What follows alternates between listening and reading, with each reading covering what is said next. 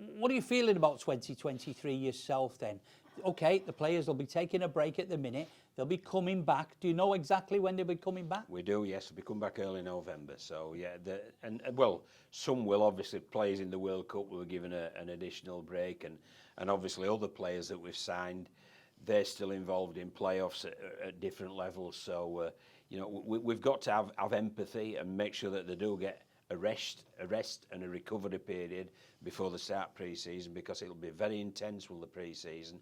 And then obviously we've got trial games as well, so that we know exactly what our best 17 is to start the season. And inevitably, over the course of the season, some players' form will drop and there'll be changes, etc. So it's a matter of making sure we're all on the same hymn sheet.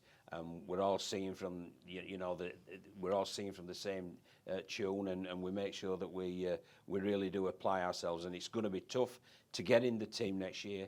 We've been looking at our meeting, and we've looked at the quality of players that we've already got, that we've recruited, and it's going to be hard to get the shirts, and then hopefully it's going to be hard to get that shirt off them. So competition for places is one of the highlights that I think people will see. And it's one of the things that we identified, the chief exec and myself. We did need competition for places to keep everyone on their toes, keep training standards high as well as performance standards high, and I think you'll see that next year. Are you looking forward to these new signings being announced, John, when they can? Yeah, very much so. Yeah, very much. I mean, it's that's for the fans, is the announcements, because obviously Phil and myself have been instrumental in making them. Well, you'll appreciate it's an exciting time. Of course, it is an exciting time, very, very much so. But it's more a matter of integrating these newcomers with what we've already. We feel our norms and our standards are very good here, so we want to integrate them into that. But there's also people like Kyler Moore, which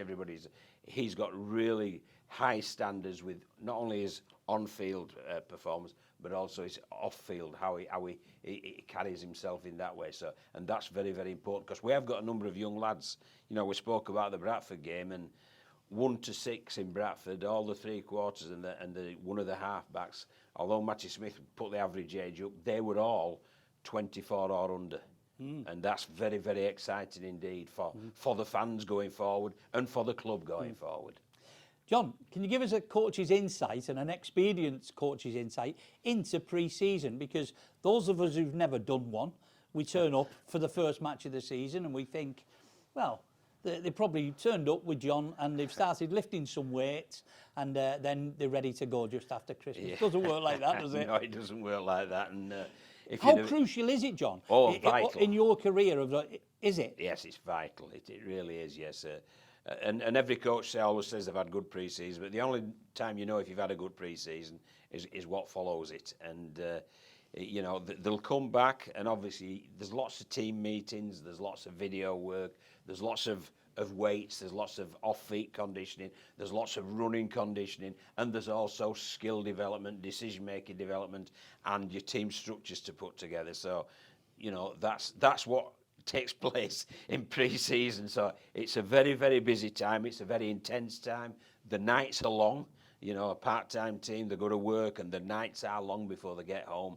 But inevitably, if it's structured well and done correctly, they then hit the round one really knowing what they need to do, knowing their roles and responsibility, being conditioned well enough in order to carry that out. But I'm also a great believer you should be playing your best rugby 2/3 or 3/4 into the season. Okay. Because then you can finish the season with a wet sail, and hopefully we've been good enough to get in the playoffs. And if you finish the season with a wet sail, that's obviously incorporated and including the playoffs. And the final thing on that then, John, when the season tickets go on sale for Widnes Vikings, and the fans are thinking, what shall I do? Shall I get one? Shall I renew my season ticket here? What shall I do?